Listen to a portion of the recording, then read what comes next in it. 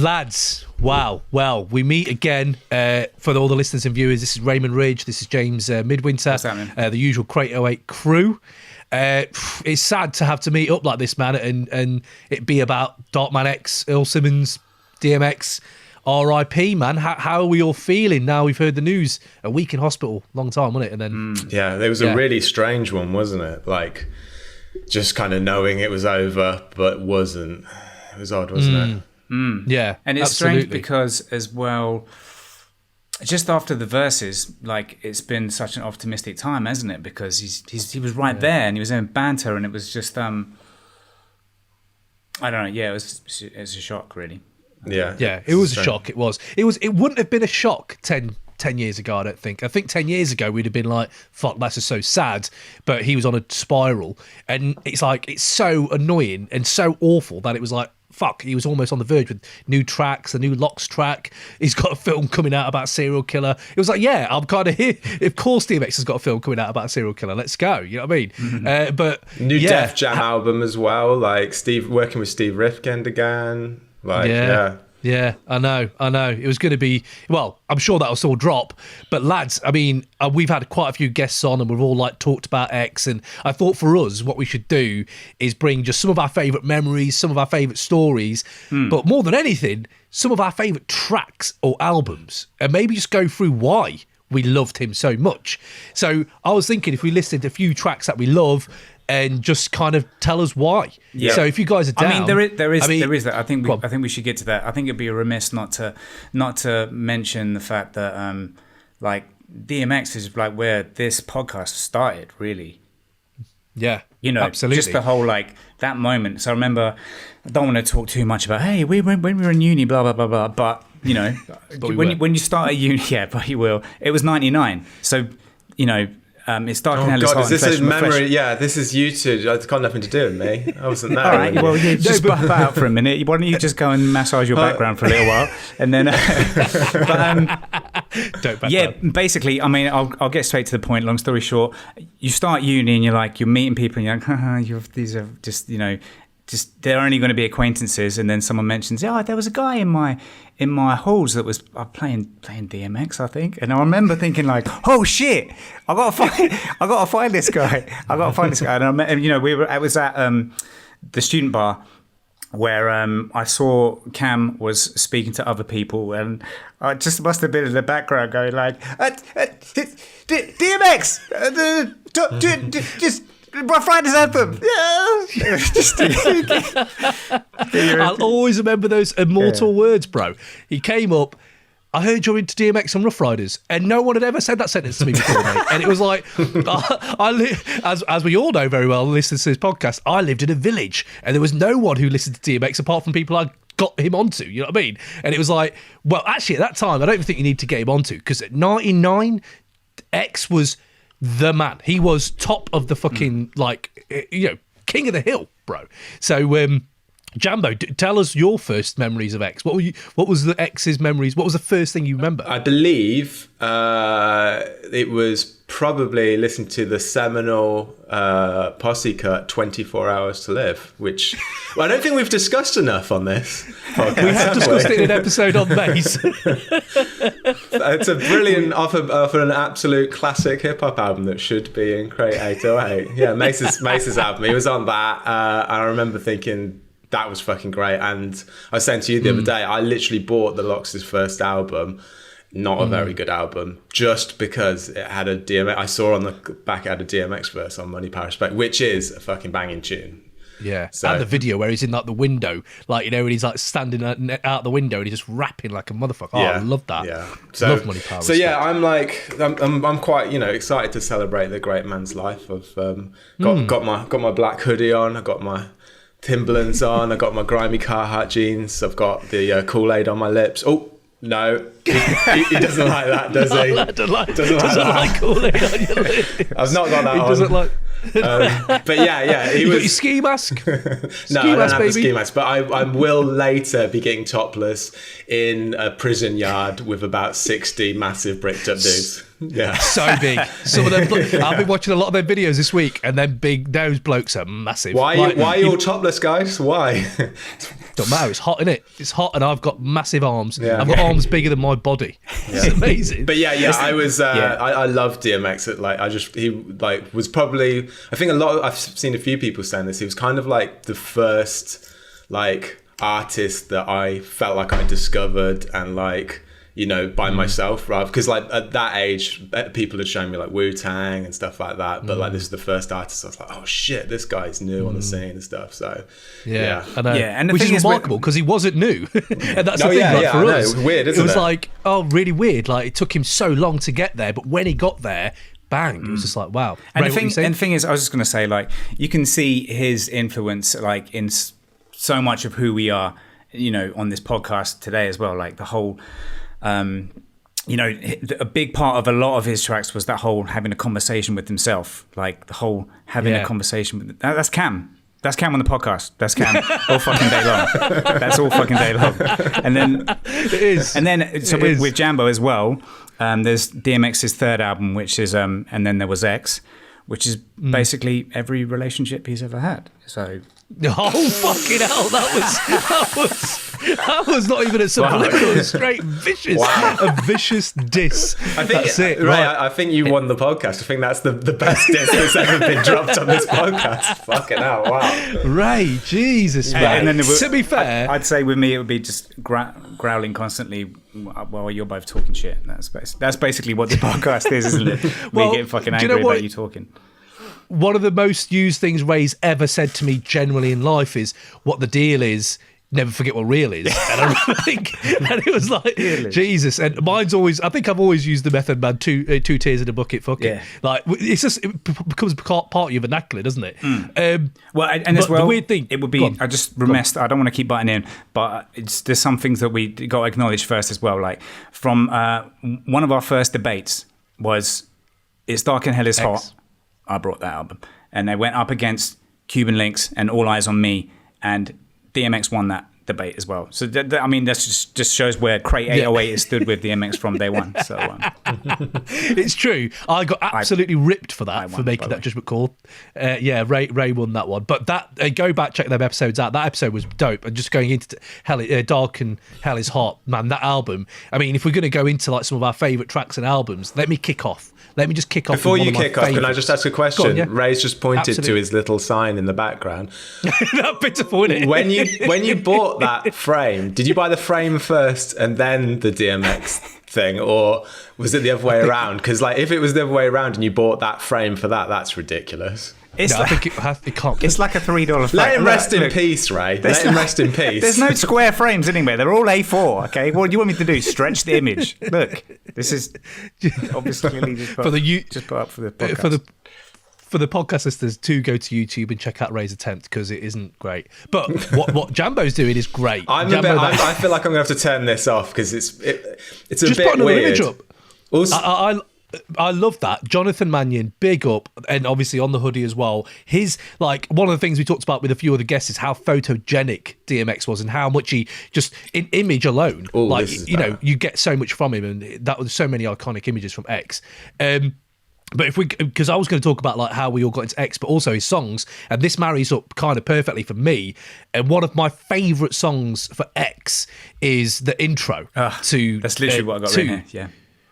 Yeah, to Dark and Hell is Hot. And I know people might he has got so many anthems. He got more anthems than the Olympics. Remember that flyer at Stratford Rex? And it was more anthems than the Olympics. And he has. He's got introspective tracks. He's got all that. But when you talk about album openers and personal attachment to them, go on, DM. I love that, Jambo. It's a brilliant picture, isn't it? But I'm kind of being DMX. Look at that. Yeah, it's brilliant. Sorry, but I remember my My first time seeing X was the 4321 video, and I had my eyes peeled for meth and Red and LL and Cannabis, because Cannabis, remember, he was like the fucking one. He was like the Neo, wasn't he? He was going to be the best thing ever.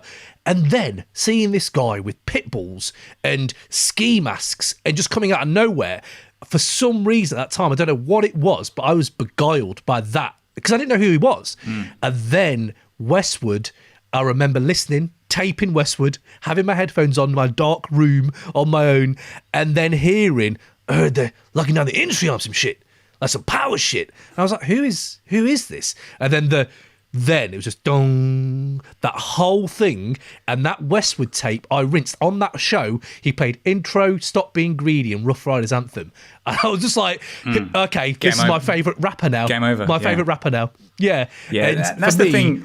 That's the thing with mine. Intro as well. It's the first, like, it is the perfect intro, not to just the album, but to DMX. Like, if you hadn't heard of DMX before this sad occasion, you should start with Intro, because it does what it says on the tin. You know, the whole the echoing church bells and the strings and that whole kind of aesthetic, and howling at the moon from the roof. But in that as well, couple of his lines are, "But this girl gave me head for free because they see who I'm a be in by 2003. By 2003, he'd had 5 #1 albums. It was the end of his career as well. That was it. well, yeah. I mean, you could say that, but that is mad. And do you know what? And I've said this before on the other parts of this episode, but I'm gonna have to bring it with you boys as well. There was something about, like, I wasn't thinking about Pac, I wasn't thinking about Biggie, but there was something about the intro, and I revisited it this week again.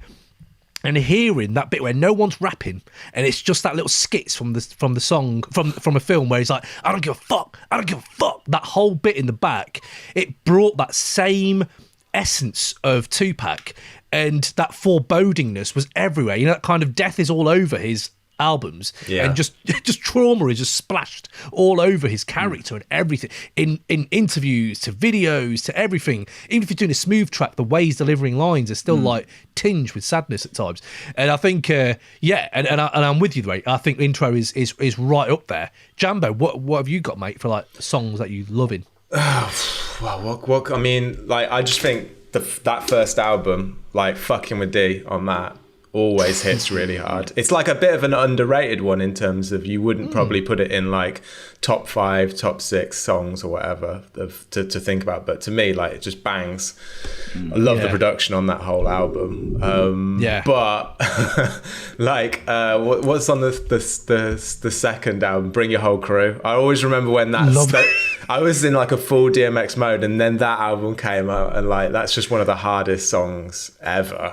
Ever. I don't want to fight just you.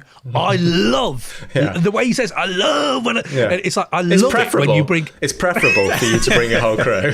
Bring them all, because it's just bigger piece of cake for me to chew a whole through.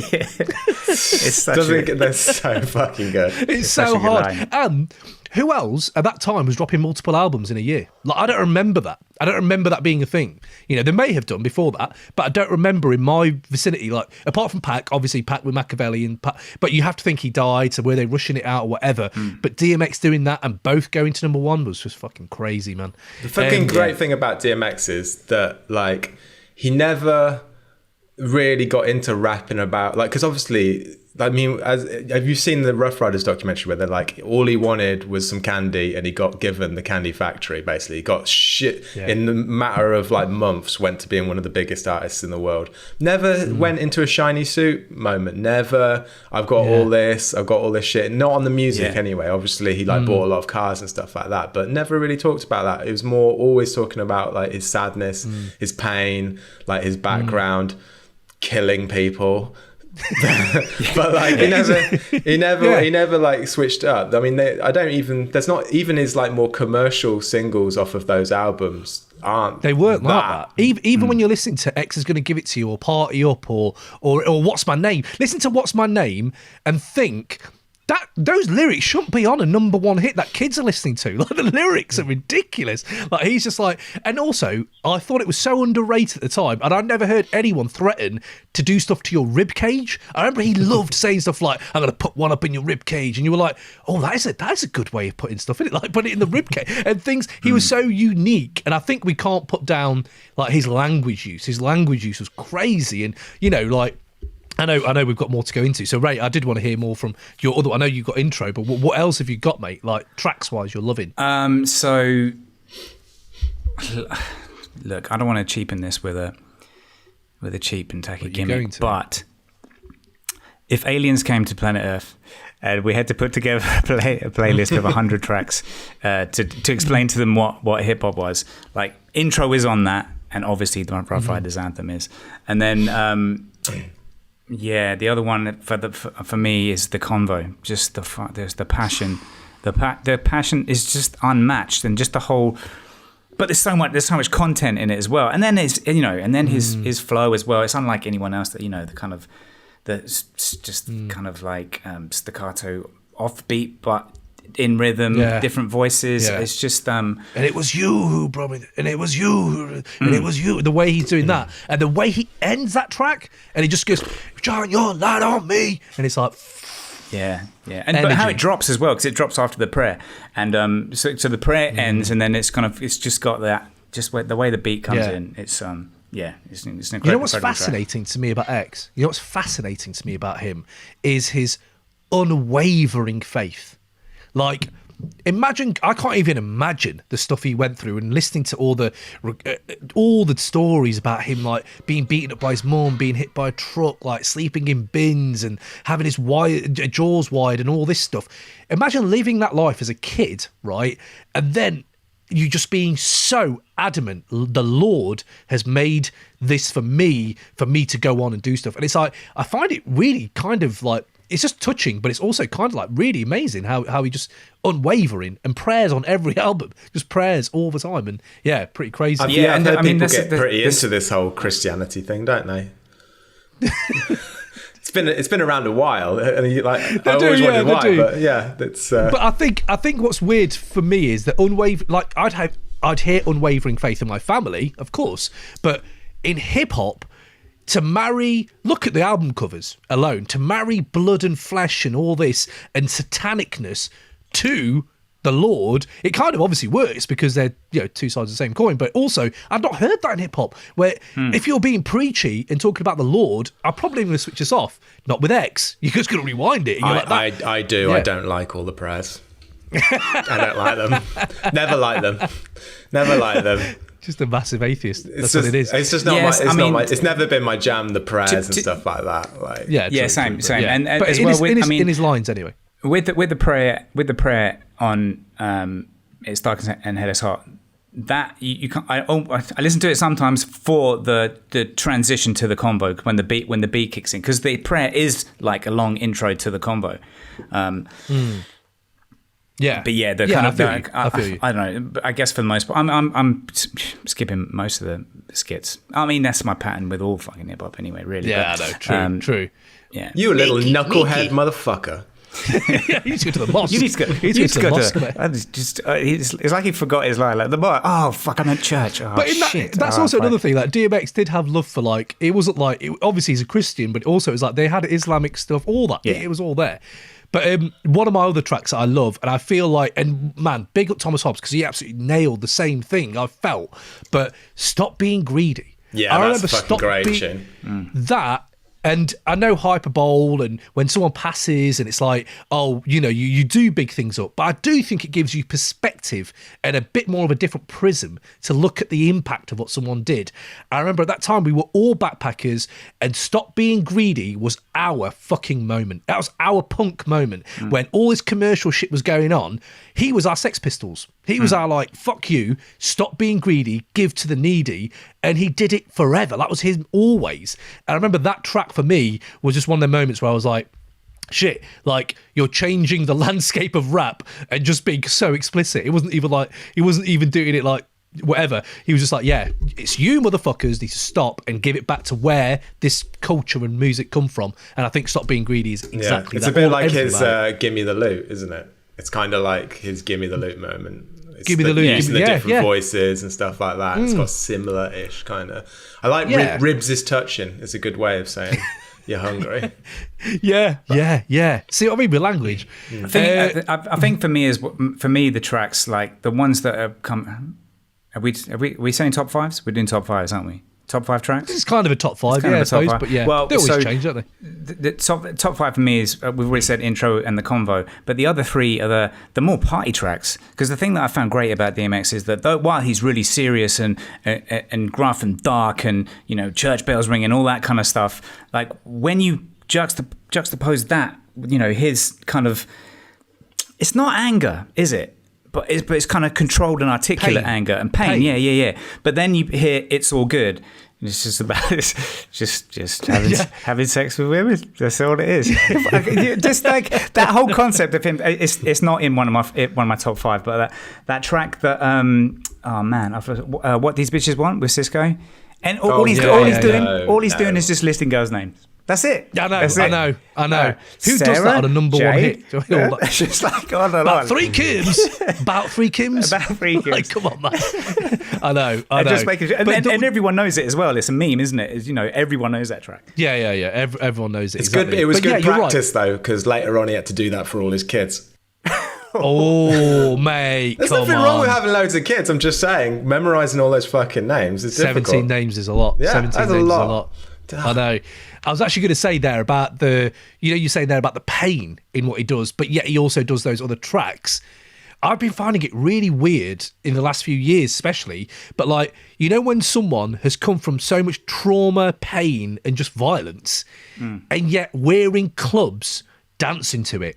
And it's just a really weird dichotomy of hip hop. But it's really crystallised with X, because even in them banging tracks, he's talking about his pain at times. And you're like, that's so mad that it translates from you trying to just convey stuff you've gone through, and there's people in bedrooms and everywhere feeling it and they can't articulate themselves, and yet we're also in clubs and we're like fucking getting down to it, and it's like just a weird place to be, and your emotions are everywhere, and it's just very it doesn't strange, really happen anymore. I mean, I don't know whether it does actually, because I haven't been clubbing in fucking years, but I remember when we were going out to clubs, like they used to play like DMX and everyone would go like mental on the dance floor, but then that got phased out because there was too much trouble. I wonder whether people... I remember that in London. There's not even really artists like DMX anymore, but I wonder if he does get played in clubs still. Like, it's interesting. I don't know if they do. I don't know if they do, but hip hop music doesn't have drums in it anymore, so there's no beats, there's nothing to jump around to. No one's playing Griselda in clubs, jazz mate. club style, just sitting down on tables, just going,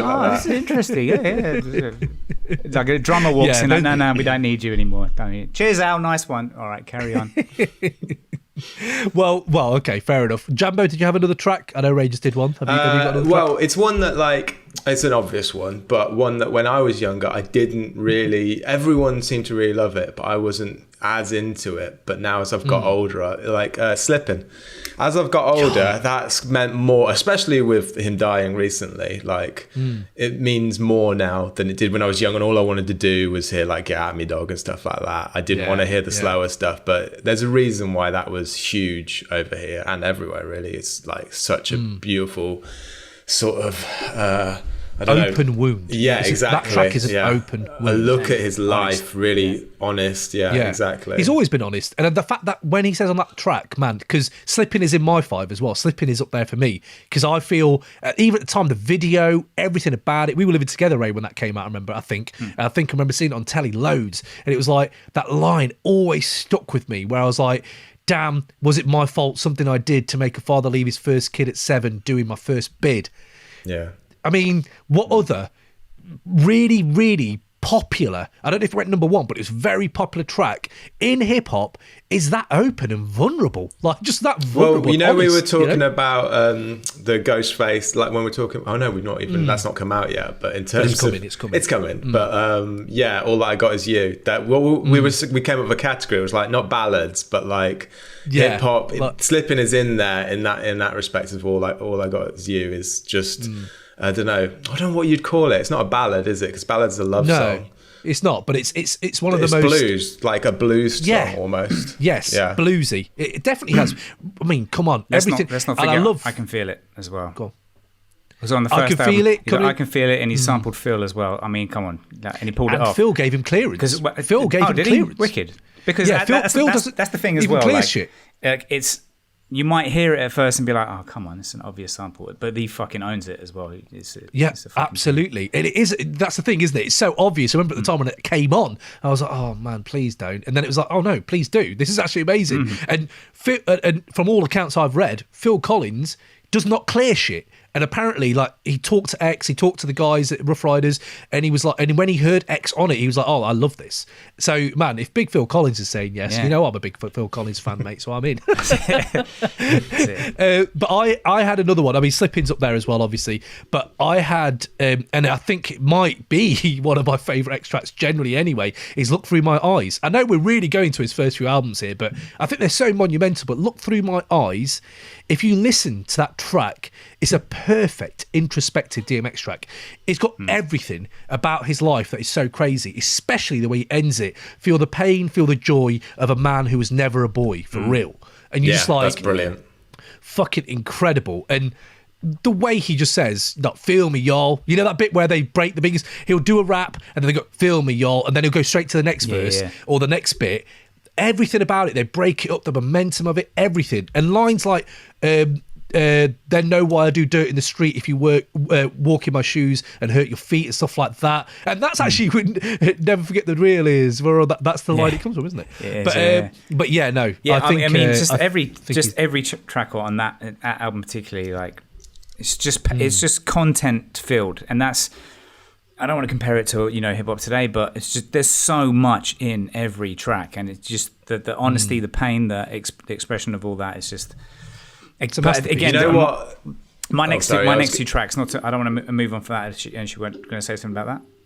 Basically, I was going to say about that. Like when we did the "It's Dark and Hell Is Hot" episode, like I remember you saying about how N's Done Starting Something. You love that song, and I've never been into that song. And then after that, I've like gone back and listened to it, and I'm like, actually, this is a banger. Like I was just never into it when I was younger for some reason. But yeah, you are right. And the thing is, especially, I mean, I don't want to repeat all the stuff I said in that episode, but because DMX is the last verse on that track, and he closes the album with his verse, and that is like if we were talking about greatest verses. Of DMX's greatest verses, it's that on the end of that, like after Mason the Locks, and he's just a ridiculous verse. Yeah, you can't read out too much of it because there's too many N words in it, and it's not appropriate, is it? But I know it would be a bit weird if we're doing top fives and we don't do Rough Riders Anthem though, because it's so obvious. No, but it's obvious. It's just it's like of course that. Now let's talk about everything else. Yeah, do you know there's certain tracks that change the climate in a room? They change the weather system, motherfucker. Like you are in a room, whatever room you're in, if that comes on, we've talked about it a million times, like in clubs and that, but even if it's not in a club, if I'm driving and it's a 30 miles an hour limit and Rough Riders Anthem came on, I'm probably going to just put my foot down a little bit more. Do you know what I mean? Like, it just changes everything. It's like everything about it. And the fact he did it in 15 minutes, man, he just wrote that and didn't even like it. What's he say about GQ video? Is that some ABC shit? Wasn't he like he lost a bet that because he didn't want to do the track, so they were D and Y were trying to get him on the track, and he did I played a game of cards or something with D, lost, and then they were like, right, that was the bet, you got to do the track now. So he wrote it really quickly because he was like, oh fuck it, there you go. Damn. The myth of the man is crazy. What's interesting though is that like for me, this track like. I didn't realise, but Swizz Beatz was like in school in Atlanta, when the Rough Riders was coming up. So this is like almost an introduction to like that Deep South hip hop sound, because it was like he liked marching bands and stuff like that, and that's what a lot of Deep South hip hop is sort of based around, the sort of rhythms and stuff. So this is almost, and then obviously Swizz brought that to a lot of DMX's stuff, and then obviously in the 2000s. The South took over, so this is almost like a precursor to that sound. That raucous kind of sound, which I find is pretty interesting. See how many levels you can talk about X though. You can talk about X on that level and his technical ability, like how he rhymes in pockets of tracks, but you can also talk about like the forged friendships. Do you know what I mean? Of like, in them fires of a mosh pit, there were friendships were forged for life, bro. Like those mosh pits, I remember at that time, if someone gets down with you and the Rough Riders is going on, bows are being thrown, and you're throwing each other around, you're kind of that guy's friend now, like forever. All the girls, I remember girls getting involved, and be like, fucking hell, let's go. And I just think there's a special magic to tracks that can do what you just said, Jumbo, and yet also do that other thing. And it's very rare, and I don't think it happens all the time. And I think there's only a certain few tracks in that same pantheon, to be fair, and Rough Riders is right in there. Says, like Woe, Black Rob. Yeah, Shook Ones. Yeah, things, absolutely. Shook Ones, Oh, mate, big up Black Rob, man. All much love to Black Rob, because, seeing him say about DMX and in hospital, man, much love.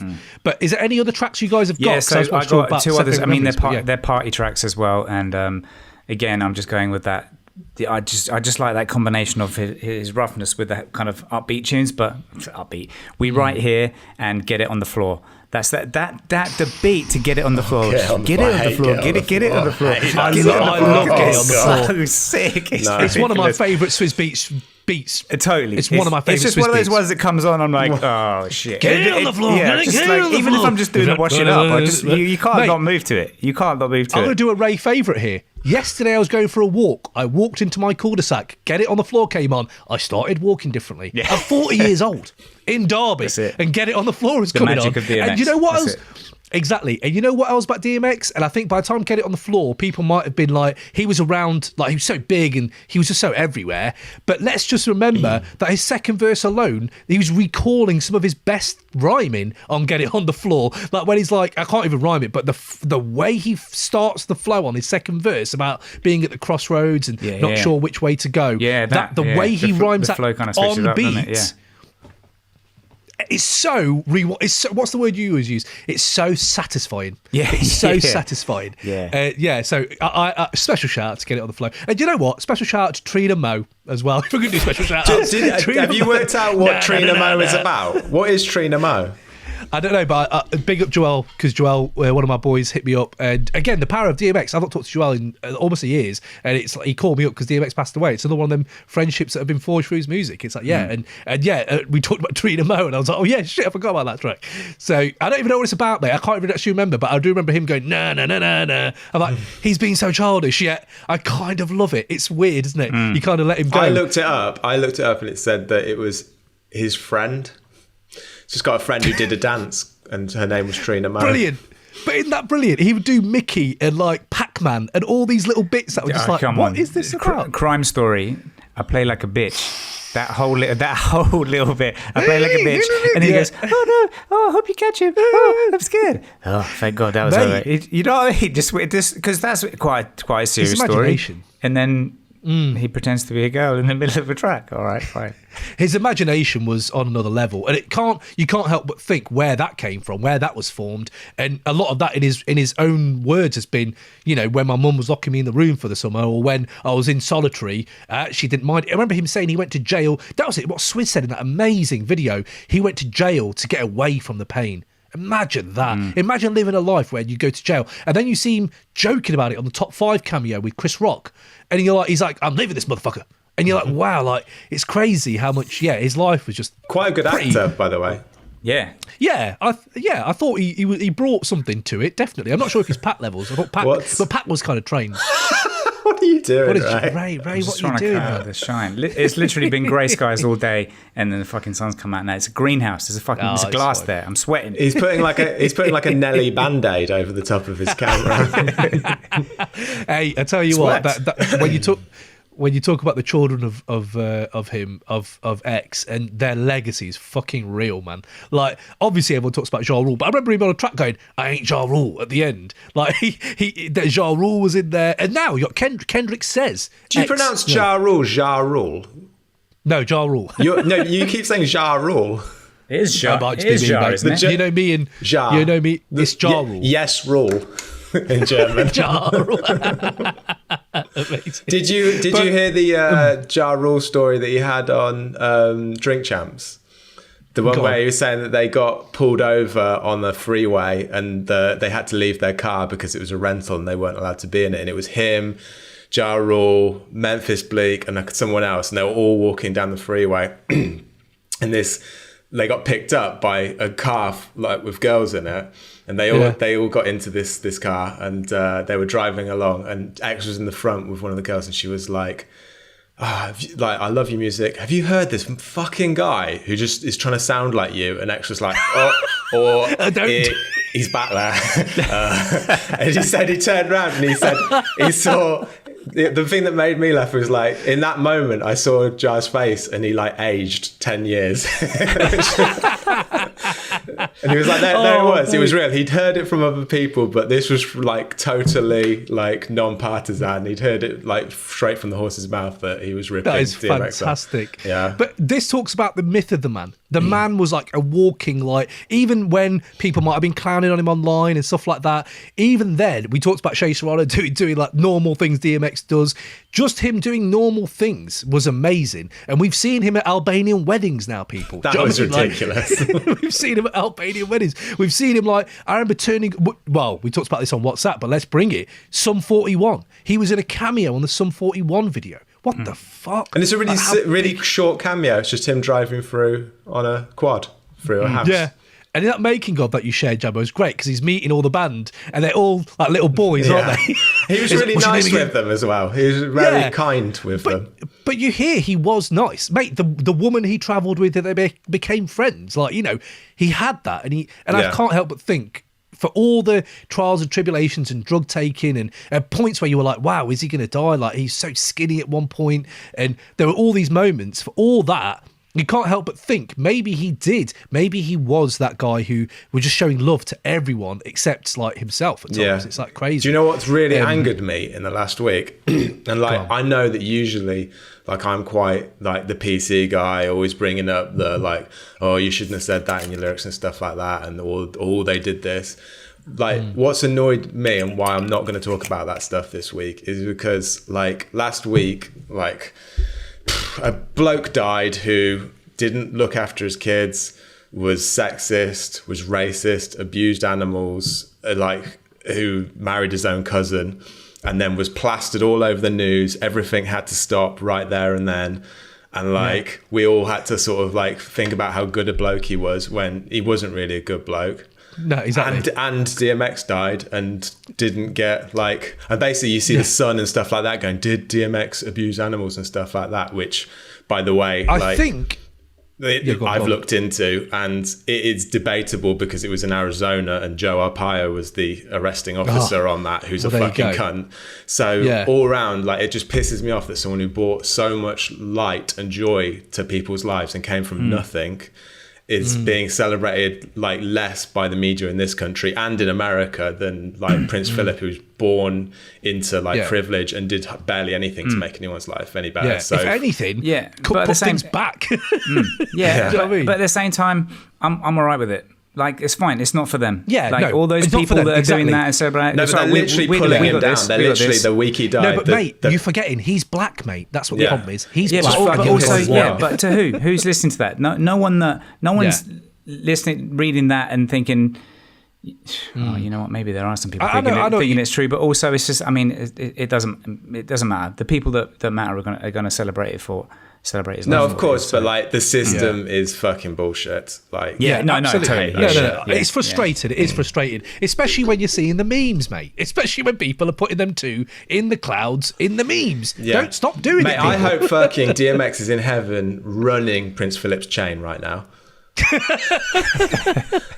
I hope he's taking all his shit. He's going in his pockets right now. That's what I hope. God, just saying, it's kind of has to be done, mate.